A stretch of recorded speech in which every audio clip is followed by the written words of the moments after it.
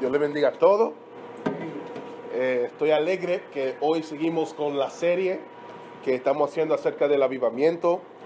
Y como dije la semana pasada, aunque hay muchos movimientos de Dios que han sucedido en cada siglo, por falta de tiempo nosotros nos vamos a enfocar en los avivamientos mayores que han sucedido durante los 1700, 1800, 1900 y también 2000 para adelante. ¿Okay? En esta primera serie de clases nosotros nos vamos a enfocar en los avivamientos mayores que sucedieron en el siglo XVIII, que también se conoce como los 1700. ¿Okay? Nosotros la semana pasada llegamos a hablar acerca del avivamiento de Zinzendorf y los moravos. ¿Cuántos estaban aquí para esa clase? Solamente para... All right. Vemos que ese avivamiento comenzó en 1727 y siguió hasta los 1800. All right. El avivamiento que vamos a aprender hoy es el avivamiento que se llama o se conoce como el primer gran despertar en América. Okay? The First Great Awakening in America. Y ahí se ve que la fecha es de 1726 y cambié la fecha hasta el 1770. Y lo hice porque a través de lo que yo estaba estudiando, noté que por la obra de uno de estos dos hombres se extendió el avivamiento, y lo vamos a ver ahora. ¿Okay? Y el último que vamos a aprender, si Dios los permite, la próxima semana va a ser el avivamiento evangélico, o se puede conocer también como el avivamiento wesleyana o metodista, que sucedió del 1738 hasta el 1791. La semana pasada les mencioné que las fotos o las imágenes que ven ahí son de aquellas figuras que tuvieron más publicidad o estaban más al frente de estos movimientos. ¿Okay? Aquí vemos a Zinzendorf, el primero. Después vemos a George Whitefield y Jonathan Edwards. ¿Okay? Y después el último es John Wesley. ¿Okay? Juan Wesley. Y antes de nosotros entrar, quiero dejarles saber que la información que yo estoy sacando para hacer estos estudios viene de 5 diferentes fuentes, ¿okay? Los Generales de Dios, ¿okay? Escrito por Robert Lee Arden, específicamente Los Avivadores. El próximo libro es Fuego de Avivamiento, Revival Fires, por Geoff Wall. ¿Okay? El tercero es America's Revival Heritage, ¿okay? La herencia de avivamiento en América, por Eddie L. Hyatt. Después, Fuego Cae 2.0 o Firefall 2.0 por Malcolm McDowell y Alvin Reed. Y después Wikipedia. ¿Okay? So, todo eso son las fuentes de donde estoy sacando mis citas y alguna información. All right. ¿Estamos listos para entrar a aprender del primer gran despertar en América? All right. Primero, antes de hablar de ese avivamiento, vamos a hablar acerca de las condiciones que existían antes del avivamiento del 1726. En 1492, un explorador italiano que trabajó y fue apoyado por España, Cristóbal Colón, o Christopher Columbus, vino a América. Y él estaba tratando de buscar un camino hacia Asia, viajando por el oeste. Desde este momento y para adelante, las naciones europeas, como España, Francia e Inglaterra, comenzaron a colonizar el nuevo mundo que nosotros llamamos las Américas. ¿Okay? Muchas personas comenzaron a irse de Europa por el propósito de poder adquirir riquezas y también escaparse de la persecución religiosa. En Europa había poca tolerancia para diferencias o diversidad religiosa. ¿Okay? Pero en América, las personas que venían como peregrinos podían expresar su fe libremente, sin cuestión o miedo de ser perseguidos. Muchos de esos peregrinos que vinieron estaban llenos de fe y de pasión por Jesús. Y por su disciplina y por su piedad, ellos comenzaron a hacer muchas amistades entre ellos y los indios nativos americanos, ¿okay? Native American Indians, y Dios lo prosperó, ¿okay? Dios lo comenzó a prosperar. Pero Después de la segunda y tercera generaciones, las personas comenzaron a enfocarse más en edificar casas, adquirir nuevos terrenos y adquirir más riquezas. Y entonces el pueblo comenzó a declinar en su dedicación a Cristo. Ellos perdieron su pasión por Jesús. Y las personas comenzaron a declinar espiritualmente y moralmente. Las iglesias se comenzaron a morir y a cerrarse.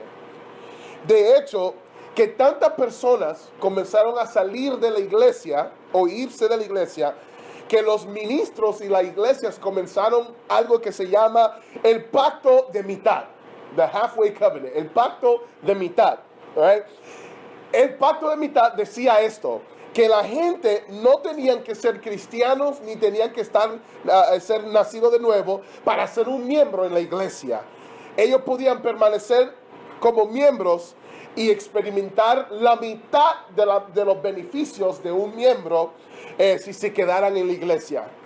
Y la parte de los beneficios que ellos podían hacer todavía sin tener todos los beneficios es, por lo menos podían bautizar a sus niños y también podían tomar liderazgo en la política. All right? So, para si esto es algo que confunde, en esos tiempos muchos y todavía tenemos denominaciones que creen que si los niños no son bautizados podían ir al infierno.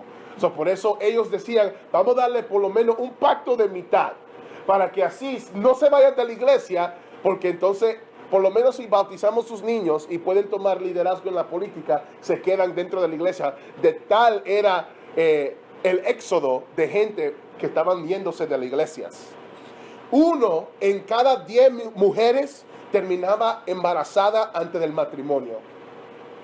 Los padres no le importaba si estaban fornicando o si se embarazaba. Mientras tanto que ellos terminen casados, no le importaba. ¿Okay? Las borracheras, había blasfemias y malas palabras, había juegos de apostar, había sensualidad y estas cosas eran bien frecuentes. Estas eran las condiciones que existían antes que vino el avivamiento en el 1726. Me gustaría saber si hay alguna pregunta o comentario antes de yo entrar a la próxima parte. Ok, vamos a entrar entonces.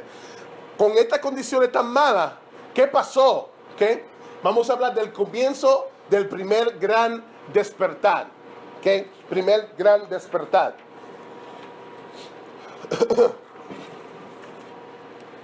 Viendo el estado terrible de las iglesias, muchos pastores y ministros comenzaron a unirse para orar y separar días de oración y de ayuno para que Dios reavive su iglesia y despertara al pueblo a su necesidad por Jesús. Por eso se llama el gran despertar. ¿Okay? Pastores como Theodore Frelinghuysen, William Tennant y Gilbert Tennant comenzaron a confrontar a la gente. Ellos iban en privado y también en público para confrontar, para predicar y aconsejar al pueblo para que ellos puedan salir de su apatía espiritual y también puedan dejar sus comportamientos que no eran cristianos. Ellos aún comenzaron a formar colegios, colleges, universidades, ¿ok? Y grupos para entrenar al pueblo para ministerio. Ahora, uno de esos pastores, right? Uno de esos pastores que fue uno de los más famosos en América, su nombre es Jonathan Edwards. Jonathan Edwards. So, vamos a hablar acerca de Jonathan Edwards y el primer gran despertar. Edwards nació octubre 5 del 1703 en Connecticut. Él fue el quinto hijo de Timothy Edwards y Esther Stoddard. Él era el único varón entre 11 hermanas o hermanos, y que eran todas hembras, obviamente, right? Él es conocido por ser un predicador de avivamiento, ser un teólogo, un filósofo, un pastor y también por ser uno de las personas que tenía la mente más brillante en las colonias de América. ¿Okay? De una temprana edad, Edwards dedicó su vida a Cristo. Y él leyó muchos libros y él observaba la naturaleza, escribía obras de filosofía y obras de teología. Él era bien estricto con su forma de disciplinar su vida y él se levantaba bien temprano en la mañana para comenzar a orar y también a leer. Él se graduó, imagínense, de Yale College a la edad de 16 años. Después él comenzó a pastorear una iglesia pequeña, pero porque ellos no tenían mucho fondo, no lo podían sostener y tuvo que dejarlo. Después él comenzó a enseñar y administrar una escuela, pero la mundanalidad de los estudiantes causaron que él estuviera bajo tanto estrés que él se enfermó de tal forma que tuvo que estar en una cama por 4 meses. De tanto fue la mundanalidad de los estudiantes en esa escuela y el estrés que le trajo en ver ese tipo de estilo de vida. Luego, después se hizo el pastor asistente de la iglesia donde estaba su abuelo, ¿okay? Y se llamaba la iglesia congregacional que estaba en Northampton, Massachusetts. ¿Okay? A la edad de 24 años, Edwards se casó con Sarah. Sarah tenía 7 años menos que él, ¿okay? Pero su matrimonio era tan piadoso, tan de Dios, tan lleno de amor, que toda la gente que llegaron a conocer a esta pareja decían que querían su matrimonio que sean como la de ellos y reflejara el amor que se había entre ellos. 2 años después, el abuelo de él se murió y él fue entonces el pastor mayor de la iglesia. Durante este tiempo, otra vez, Jonathan Edwards se enfermó del estrés que vino por la falta de finanzas, ¿okay? Y también las presiones que vienen con el pastorado. Sin embargo, Dios restauró su salud y él se dedicó aún más a la obra de Dios. Edwards estudiaba hasta 13 horas al día. Él era conocido por orar 18 horas antes de predicar un sermón. Su sermón más famoso se llama Pecadores en las manos de un Dios enojado. Y a través de las oraciones de Edwards, a través de sus sermones, a través de sus escritos, Edwards fue usado por Dios en 2 olas de avivamiento que vino en ese periodo en los años de 1734 y otra vez 1740. Él fue usado en 2 diferentes olas de ese gran despertar. Durante este avivamiento, Edwards observaba que el pueblo daba generosamente a los que tenían necesidad. También él notó que el chisme se paró. Él notó que las tabernas, donde estaban las barras y donde estaba la prostitución, comenzaron a vaciarse completamente para la gente comenzar a ir a la iglesia. La congregación se puso tan bella que la gente estaba ansiosa para escuchar la palabra de Dios. Ellos lloraban de la convicción y también lloraban por el gozo y el amor que sentían durante el mensaje.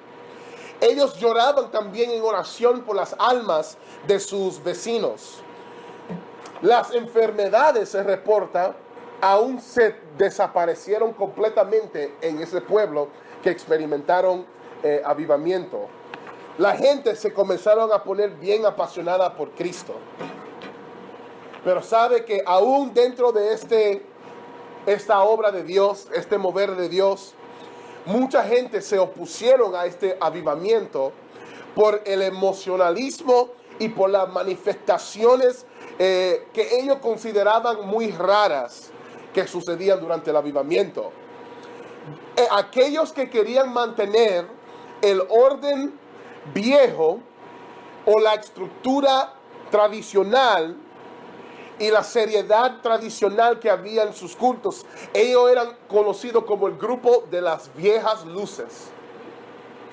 Mientras aquellos que querían avivamiento y que fueron tocados en su corazón y querían una experiencia con Dios palpable, eran llamadas las nuevas luces. ¿Okay? Edwards escribió un libro bien importante que se llamaba La marca distintiva de una obra del Espíritu de Dios. En este libro, él propuso que los avivamientos no deben ser juzgados por las manifestaciones raras que ocurren cuando la gente está siendo tocada por Dios. Por ejemplo, alguna gente gritaban, otra gente temblaban, otra gente se caían inconsciente, otra gente lloraban mucho y otros se comenzaban a reír. Él dice, tú no debemos juzgar un mover de Dios por las reacciones que un cuerpo tiene a la presencia de Dios, sino que debemos juzgar un avivamiento por los frutos que produce en las personas. Y él dijo esto, estos son 5 señales que un avivamiento de Dios de verdad está pasando, aún si hay manifestaciones raras. Número 1, él dijo, cuando la operación es tal para elevar su estado de aquel Jesús que nació del Virgen y fue crucificado fuera de las puertas de Jerusalén y parece confirmar y establecer sus mentes en la verdad de lo que el Evangelio nos declara, de que Él es el Hijo de Dios y el Salvador de los hombres, es una señal segura que proviene del Espíritu de Dios. En otra palabra, si Cristo que nació de la Virgen, que fue crucificado, es exaltado, eso es una señal que ese avivamiento es de Dios. ¿Okay? Número 2, él decía, segunda señal, cuando el Espíritu que obra actúa en contra de los intereses del reino de Satanás, que consiste en alentar y establecer el pecado y en atesorar los deseos mundanos de los hombres, esta es una señal segura de que es un espíritu verdadero y no falso. Si lo que sucede comienza a ir en contra de los intereses de Satanás y de su reino y del pecado, eso definitivamente nos puede dar saber que Dios está en medio de ese avivamiento. Tercera señal, el espíritu que opera de tal manera que causa en los hombres una mayor consideración de las Sagradas Escrituras y las establece más en su verdad y divinidad, es ciertamente el Espíritu de Dios. En otra palabra, si el avivamiento causa que la gente ponga la palabra de Dios con más honor y lo coja más serio y con más hambre, eso es una señal que el Espíritu de Dios está envuelto dentro de ese avivamiento. Número 4, si al observar la manera de operar de un espíritu que está trabajando entre la gente, vemos que opera como un espíritu de verdad, llevando a las personas a la verdad, convenciéndolas de las cosas que son verdad, podemos determinar con seguridad que eso es un verdadero y correcto espíritu. ¿Okay? En otra palabra, si lo que se está moviendo ayuda a la gente a llegar más a la verdad y revela la verdad, entonces ese avivamiento tiene que ser de Dios. ¿Okay? Y la quinta señal que él notó es si el espíritu que está trabajando en un pueblo opera como un espíritu de amor hacia Dios y hacia el hombre, es una señal segura de que es el Espíritu de Dios. En otra palabra, si el avivamiento causa que la gente ame a Dios más y ame a su prójimo más, definitivamente tiene que ser un mover del Espíritu Santo lo que está pasando. Después de la segunda ola de avivamiento en el 1750, las iglesias comenzaron otra vez a declinar. Y Jonathan Edwards fue botado de su iglesia por su conexión al avivamiento y también porque él quería cambiar esa regla, ese pacto de mitad acerca de la membresía. Entonces después él se hizo misionero a los indios y años después lo hicieron presidente de Princeton College. Y después de 2 meses en esa posición, él murió. por ser inoculado con viruela. Él murió marzo 22, 1758 a la edad de 55 años y dejó un tremendo legado. Antes de seguir, me gustaría ver si hay comentarios o preguntas acerca del avivamiento o de Jonathan Edwards. Okay, so si ustedes notan, el Gran Despertar va de 1726 hasta el 1770, pero no es que fue un avivamiento seguido. Hubo olas donde subía y después declinaba, y después subía y declinaba. Comenzó en 1726, pero ya otra vez para el 1734 comenzó otra vez con Jonathan Edwards, y después de un año bajó. Y después, en el 1737, él comenzó a hacer oraciones, y ahí es que comenzó a orar 18 horas antes de predicar un mensaje. Y entonces, otra vez vino otro avivamiento en los 40s, pero después comenzó a declinar otra vez. Y lo que ayudó que subiera para atrás es la próxima persona de cual vamos a hablar, que es George Whitefield. ¿Okay? Pero antes de seguir, ¿alguien tiene alguna pregunta o comentario? Marcial. Sí, comentario. Viendo todo esto y esta base tan bonita y tan bella de conocimiento, me lleva a mí a pensar que es tan importante la palabra, estudiarla, pero también tener conocimiento de aquellos acontecimientos históricos que pasaron, que no tiene nada que ver con la Biblia, debido a que ahora entiendo por qué se le hizo tanto daño al evangelismo, precisamente a la iglesia evangélica en tiempos anteriores, por no tener conocimiento como esto, basado en porque es palpable, es algo como que se acerca más aún, que uno dice, wow, pero Jacob, Pedro, Pablo, pero en nuestro interior sabemos que como que nos sentimos como tan lejos de esa realidad, pero cuando hablamos de una persona que existió, que fue más común como nosotros, como que nos sentimos más cercanos. Y veo que esto lo hizo mucho en tiempos anteriores. Yo recuerdo que cuando alguien predicaba y era una persona que se había regenerado por el Espíritu Santo, un ladrón o algo, esto le hacía más daño a la religión que hacerle bueno, porque decía, mira, di que un ladrón, después de ladronazo, después que tú robó y de todo, mira, dando de que palabra de Dios. Increíble cómo la gente de afuera, en vez de decir, wow, pero qué bueno fuera, no, eso influía en que, mira, son ladrones y todo. O sea que yo veo que aquí todo lo que usted habló de las 5 señales, está hablando de que no es la persona quien hable, es que si lo que se está hablando está conduciendo en contra de... o sea, si es a favor de las señales de Cristo, los movimientos de Cristo, está bien. Y si no dice que si entonces a favor entonces de la maldad, entonces dice que no es de verdad. O sea, lo que estoy diciendo es que no es la persona, que no debemos juzgar quién es que está predicando, sino quién está dando la palabra. Lo que tenemos es si está a favor, alineado a la palabra de Dios o no. Yes, yeah, definitivamente. Thank you. Amaury. Algo que yo no noté la semana pasada y lo veo ahora con Jonathan Edwards. Sí, es que no eran personas que duraban muchos años. La semana pasada yo estaba dando una nota de que duraban 60, 50 y él murió también joven. O sea, que no tenía que ser una persona que duraban cientos de años y para poder expandir con la cantidad de años que Dios le daba, sino personas que duraban 50, 60 años, muy poco para decir, y tanto que lograron. Yeah.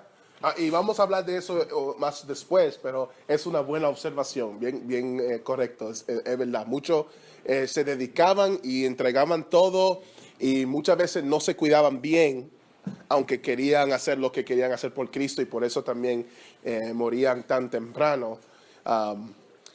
Pero, amén, es una buena observación, es cierto. ¿Okay? ¿Alguien más tiene alguna pregunta o comentario antes de seguir?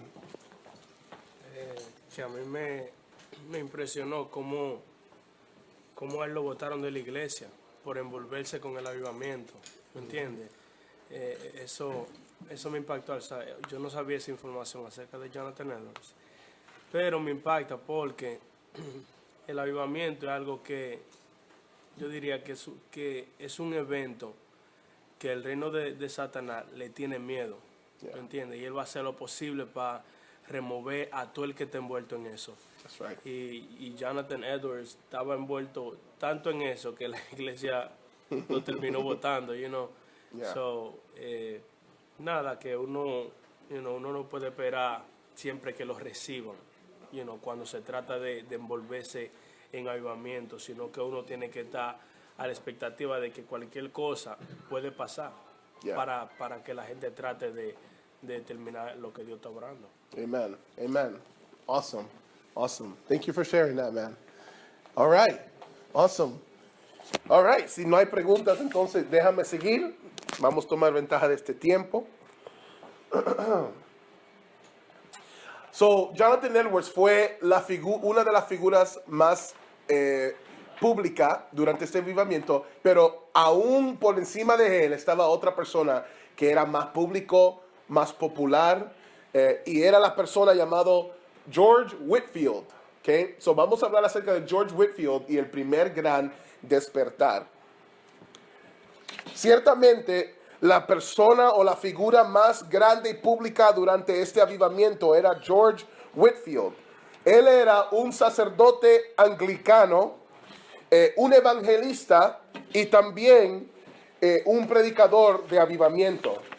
Él nació diciembre 16 de 1714 en Gloucester, England. Su padre murió 2 años después que él nació. Su madre se recasó con alguien y se divorció. Y ellos eran una familia pobre. Y él terminó trabajando con su mamá en una posada. Whitefield amaba el teatro y la actuación. Él trataba de tomar muchas partes en diferentes obras de teatro. Y él algunas veces aún faltaba la clase o la escuela para poder practicar sus líneas para una obra. Durante este tiempo, él comenzó para practicar más, imitar a predicadores y a sus sermones con su familia, hasta que un día, mientras él lo imitaba, las palabras le comenzaron a dar a su corazón. Y él después comenzó a leer la Biblia y decidió que quería ser un sacerdote anglicano. Esto significaba que entonces tenía que buscar una educación religiosa. Por tal razón, él fue a Oxford College. Pero como él era pobre, él tuvo que entrar como un servidor al colegio. Un servidor era una persona que ganaba sus finanzas para su educación a través de servir a los estudiantes ricos en diferentes formas. Si tenía que despertar a uno en la mañana, si tenía que hacerle un trabajo a otro, si tenía que limpiarle los zapatos a uno, pero así hacía su dinero para poder estudiar y poder conseguir su educación. Era durante este tiempo que él llegó a conocer y fue recibido por Charles y John Wesley, y lo hicieron parte de lo que se llama The Holy Club, o el Club Santo. El Club Santo era un grupo pequeño de personas en esa escuela que se dedicaron a servir a los pobres, visitar a los enfermos y a los que estaban en las cárceles. Ellos tenían una disciplina bien estricta, especialmente en los ayunos, en las oraciones y en la lectura bíblica. Ellos buscaban estar bien delante de Dios a través de sus obras.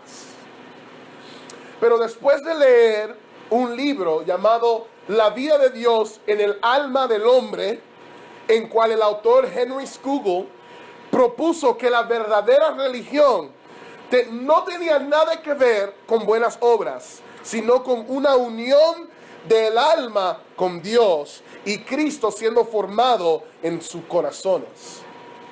George Whitefield, después de leer este libro, nació de nuevo en el 1735, verdaderamente. En el 1736, un año después, fue ordenado como un clérigo dentro de la iglesia anglicana. Una semana después de ser ordenado, se graduó con su bachillerato del colegio y comenzó a hacer estudios bíblicos en diferentes hogares. Él comenzó a predicar en iglesias y usaba su talento en la actuación y en el drama para predicar. Él era bien fuerte en su voz, en el nivel de su sonido, de su voz. Él tenía mucho entusiasmo y dramatizaba las historias de la Biblia mientras él predicaba. En el 1738, él fue en su primer viaje misionero a las Américas. Y después se vino para atrás a Inglaterra y un año después, en 1739, regresó y desde ese tiempo tuvo por lo menos 6 viajes más a las Américas. Por su estilo de predicar, muchas iglesias le comenzaron a cerrar las puertas a él. Esto causó que entonces él saliera fuera a predicar a las almas, fuera de las iglesias. Whitefield comenzó a predicarle primero a cientos de personas, después a miles y después a 10,000 de personas. Los periódicos de esos días y aún Benjamin Franklin, que fue uno de los presidentes de América, dijo que Whitefield podía predicarle a 25 o a 30,000 personas a la misma vez sin ningún sistema de amplificación. Así de alto y fuerte era su voz. Donde quiera que él iba, él le predicaba a las personas que estaban dispuestos a escucharlo. Y cuando él viajaba y predicaba, él predicaba por lo menos 2 o 3 veces al día. Donde quiera que él iba, también extendía el fuego de avivamiento. Él fue grandemente usado por Dios en la iglesia de Jonathan Edwards y ayudó a traer otra vez avivamiento a su pueblo. Él predicó en todos los lugares, en las 13 colonias en América. Pero él no solamente predicaba, también se involucraba en los asuntos sociales de su día. Él creía en la igualdad de los afroamericanos que eran esclavos en ese tiempo y también en los indios americanos de esa tierra. Él edificó y construyó orfanatos y también usaba su dinero de cuando él predicaba para financiar las necesidades de los desamparados. George Whitefield murió septiembre 20, 1770. Al tiempo que él murió, él llegó a predicar más de 18,000 sermones, que es un averaje de 500 sermones por año, por 30 años, o si lo quieren poner aún más fácil, predicaba por lo menos 10 veces a la semana. Él unió los avivamientos y los fuegos que estaban separados de las diferentes colonias en un mismo gran despertar a través de su ministerio, y también ayudó a alinear y unir a las colonias como un pueblo. Esta es la vida de George Whitefield. ¿Alguien tiene alguna pregunta acerca de George Whitefield o comentario antes de seguir? ¿Okay? So George Whitefield vino de Inglaterra, de su conexión a los Wesley Brothers, los hermanos Wesley, al cual vamos a hablar la próxima semana, si Dios lo permite. Y la razón que el avivamiento, el gran despertar, no terminó en los 50 fue por mayor parte por lo que este hombre comenzó a hacer en sus prédicas cuando él vino. Okay? So, dale chance primero a los que no han ido. Pastora. Yo lo que veo es, como dijo el hermano Edward, como si fuera un patrón de cómo cada vez que venía un avivamiento, venía algo fuerte, se te cerraban puertas. O sea, cosas negativas a los ojos humanos se pasaban también al mismo tiempo. No solamente eso, sino que también me gustaba la firmeza de estos varones de Dios, de que no importando lo que ellos vieran, ellos seguían con la pasión que tenían en el corazón. Y sobre todo, yo veo una distinción en ellos. Su manera auténtica de ellos ser, no se avergonzaban, sino que usaban el carácter de ellos y quien ellos eran para traer la palabra, y en sus zapatos propios ellos eran successful, ellos eran exitosos porque ellos estaban en sus zapatos como Dios los llamó a ellos. So, ahí vemos también que Dios no te llama a juntarte o acomodarte con el montón, sino a enfocarte en lo que Dios quiere que tú hagas. Yes. Amen. Y déjame decir este comentario. el estilo de Jonathan Edwards y George Whitefield completamente diferente. Jonathan Edwards, cuando él predicaba, escribía cada palabra que él iba a decir en su sermón. Y se dice y se reporta que en su iglesia, él ponía el papel enfrente de él y solamente lo leía en un monotono. Y Dios derramaba su espíritu tan fuerte que la gente lloraban, ellos comenzaban a gritar, comenzaban a desmayarse porque se trataba, pero George Whitefield era dramático, y se dice de George Whitefield que había a gente que actuaban, que venían a escucharlo a él, gente profesionales que venían a escucharlo a él predicar para aprender de él. Ellos decían, si yo pudiera dar cualquier dinero solamente para poder decir, oh, como lo dice George Whitefield. Se dice que que él podía hacer la gente llorar con solamente mencionar la palabra Mesopotamia. That's how. So, diferentes estilos, pero Dios usó lo auténtico. Ellos no tenían que ser como nadie más, y Dios lo usó. ¿Okay? Marcial, y después seguimos. ¿Okay? Me gusta esa primera parte, ahora que usted terminó, que era lo que iba a ver, que hay algo muy profundo que tenemos que tener, que hay que ser creativo. Usted tiene que predicar o tiene que hacer la función, el desarrollo que usted quiere desarrollar de acuerdo a lo que usted tenga más cercano a usted y la condición que usted se sienta más seguro. Porque a veces nosotros queremos llevar a otra persona a que haga lo que uno hace. Y a veces no es la mejor función. Entonces uno tiene que estar seguro qué es lo mejor. Me gusta eso.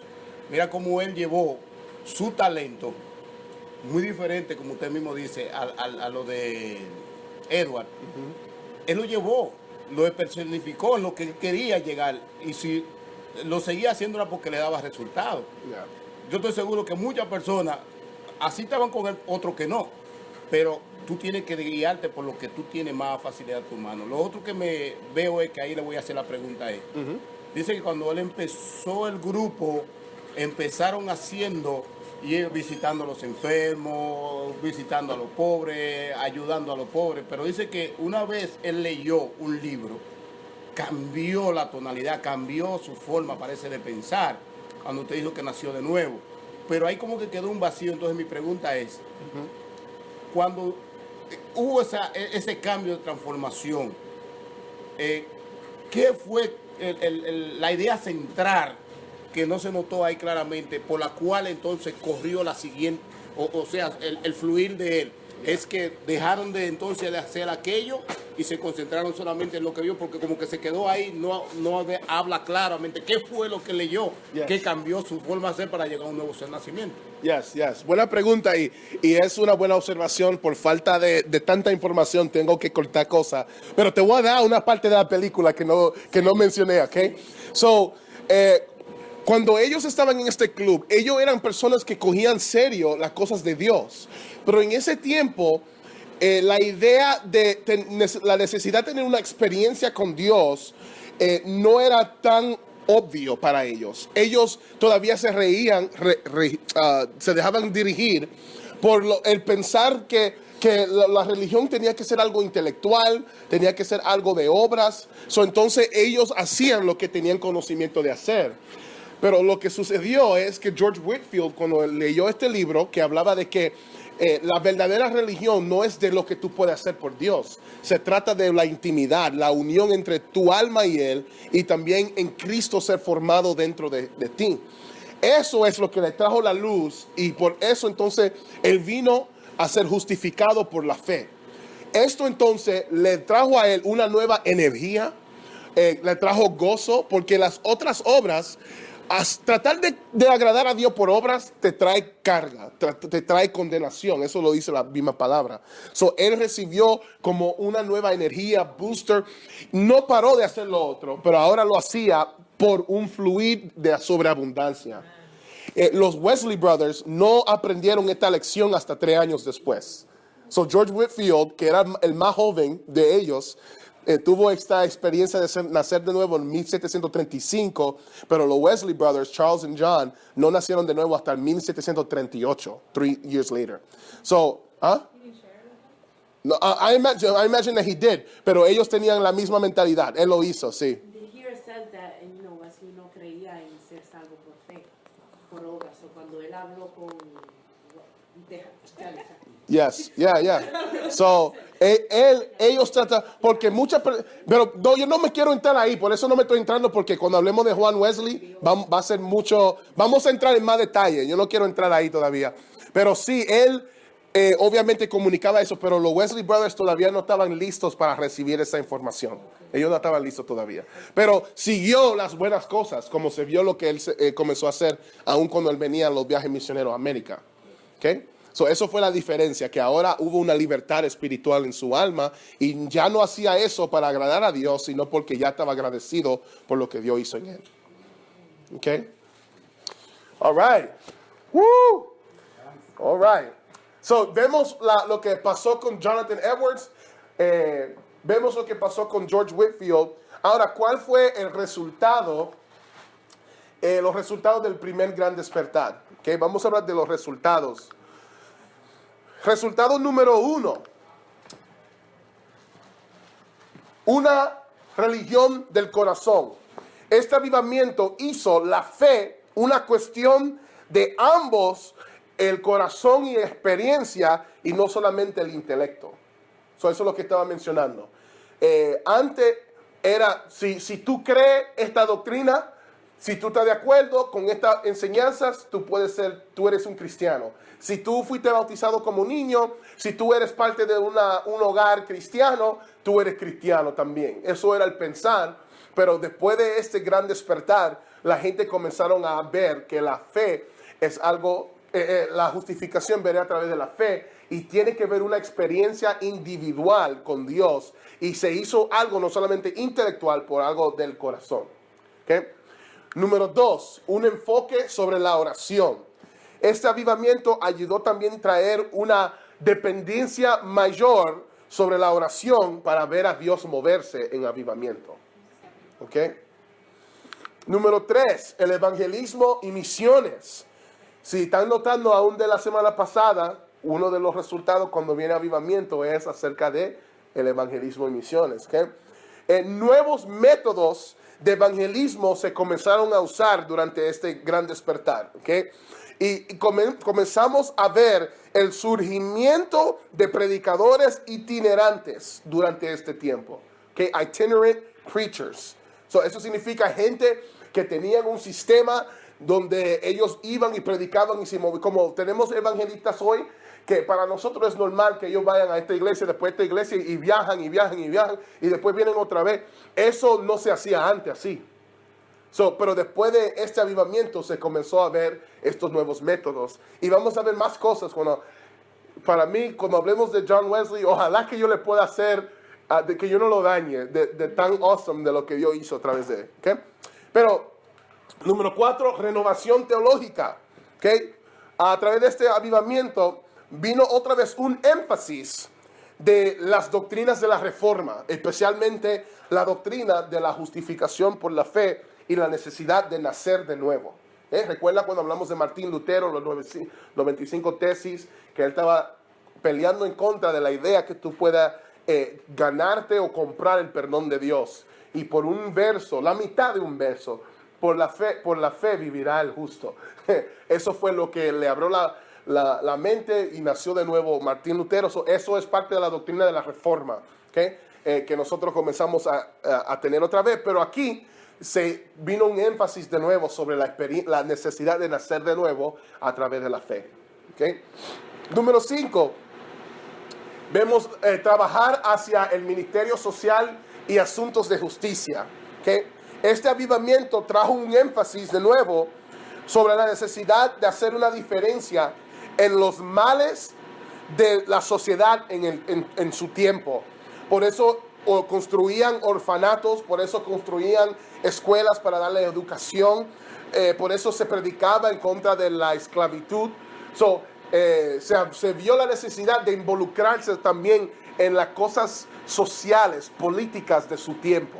¿Okay? El asunto de la esclavitud era un asunto político. ¿Okay? La necesidad de hacer orfanatos, también hacer escuelas, todo eso tenía un aspecto conectado al gobierno. Los cristianos, nosotros también, bueno, vamos a ver eso en un poquito, no lo voy a decir ahora. ¿Okay?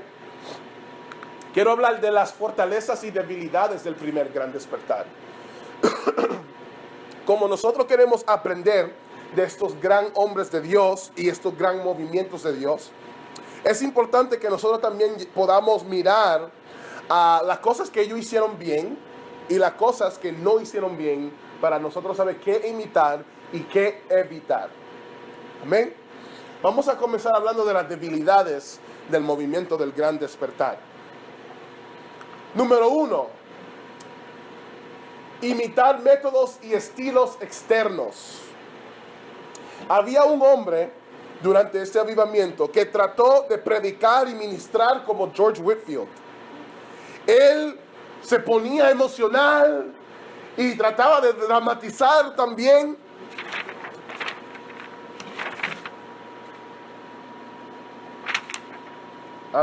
Give me a second.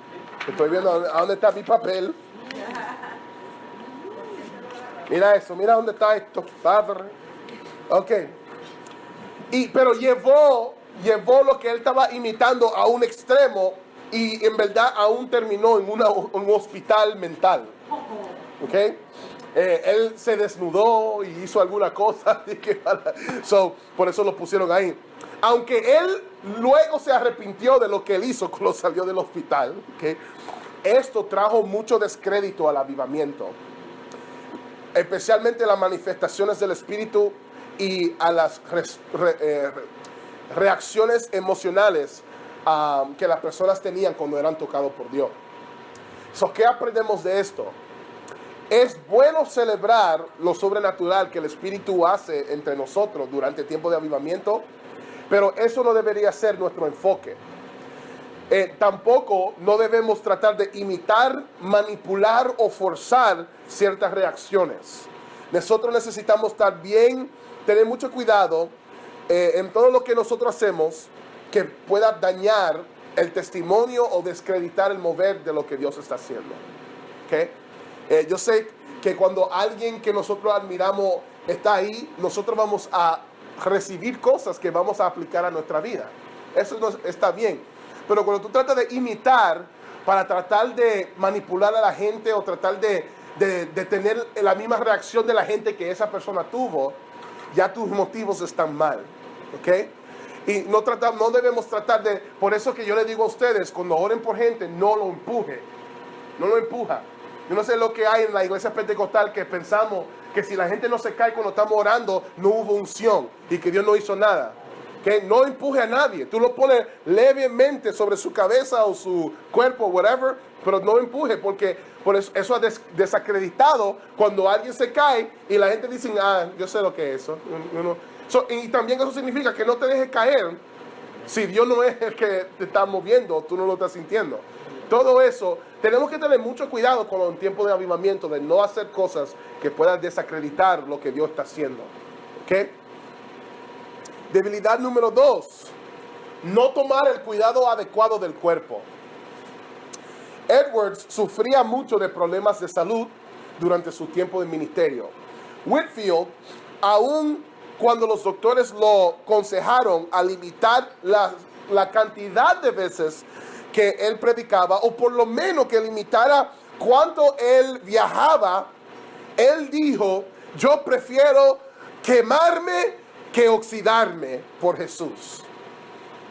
En otra palabra, yo prefiero ser consumado y dar mi todo y morir joven que ponerme viejo y no hacer mucho.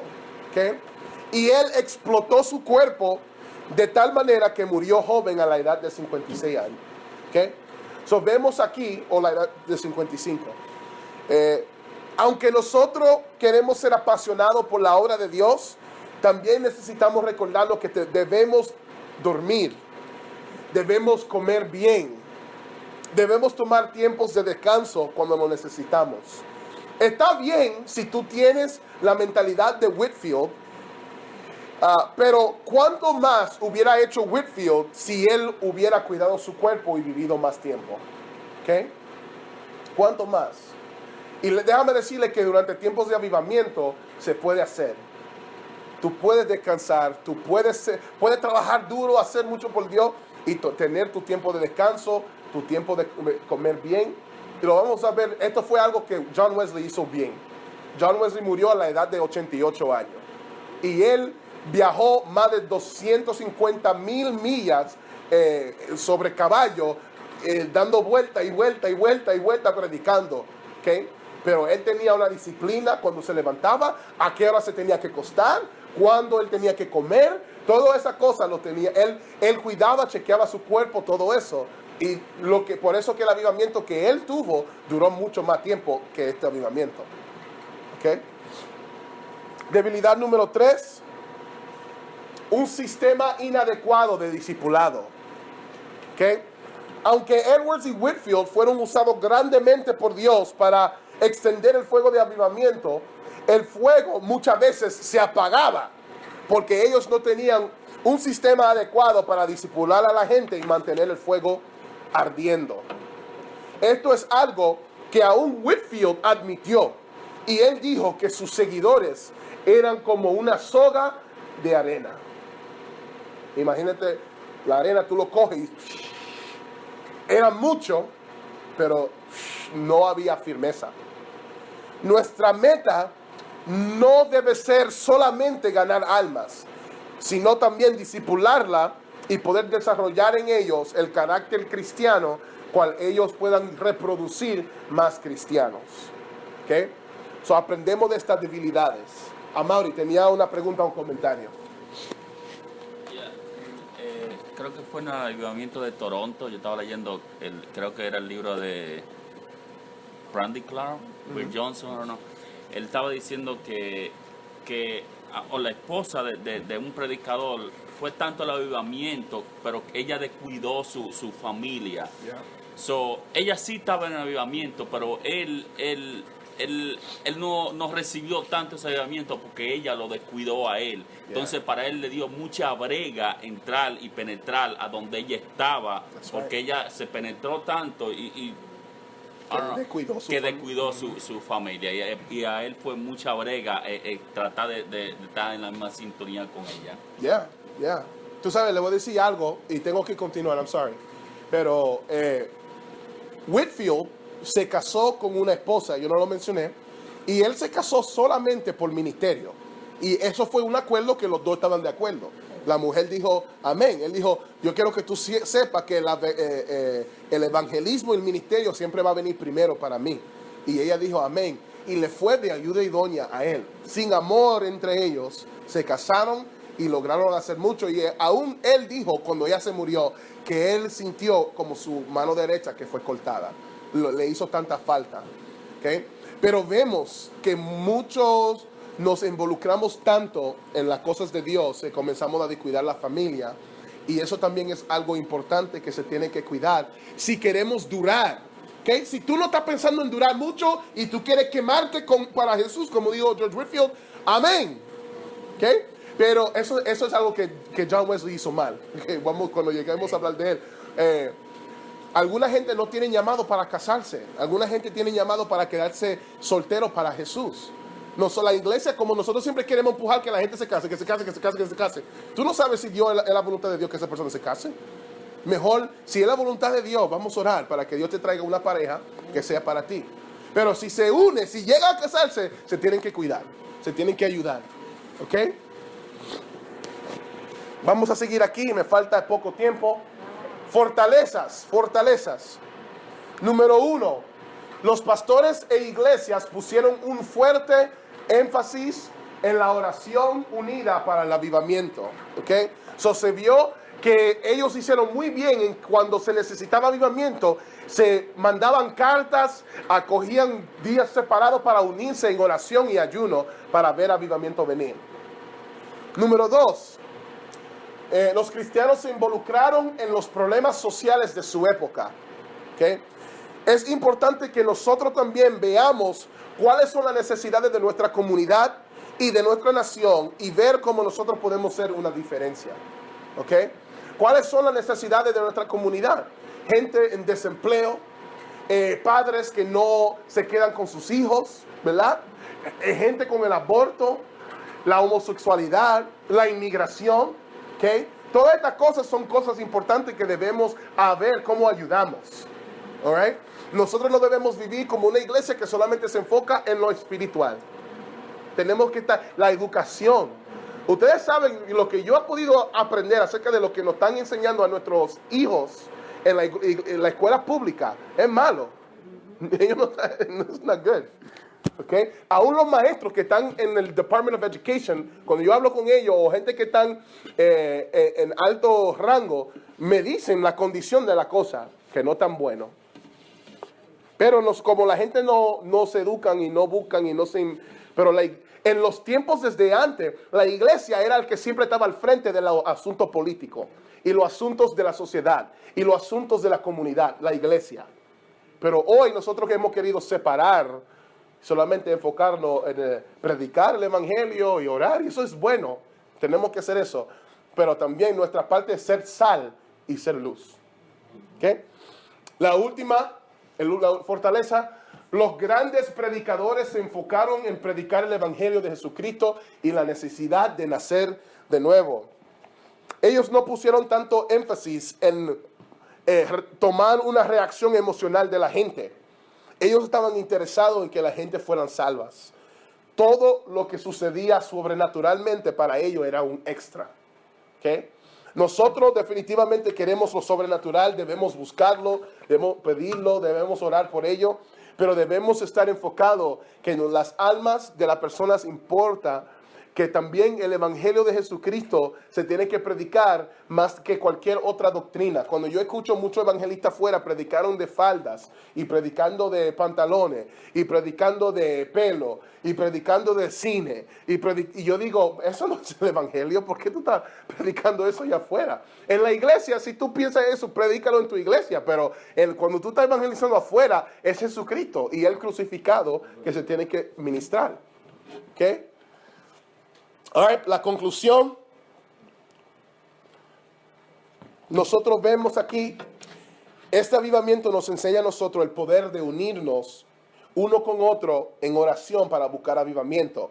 No importa cuán malas sean las condiciones dentro y fuera de la iglesia, si nosotros la iglesia nos unimos y nos humillamos ante de Dios, Él es capaz de mandarnos avivamiento y sanar a nuestra tierra.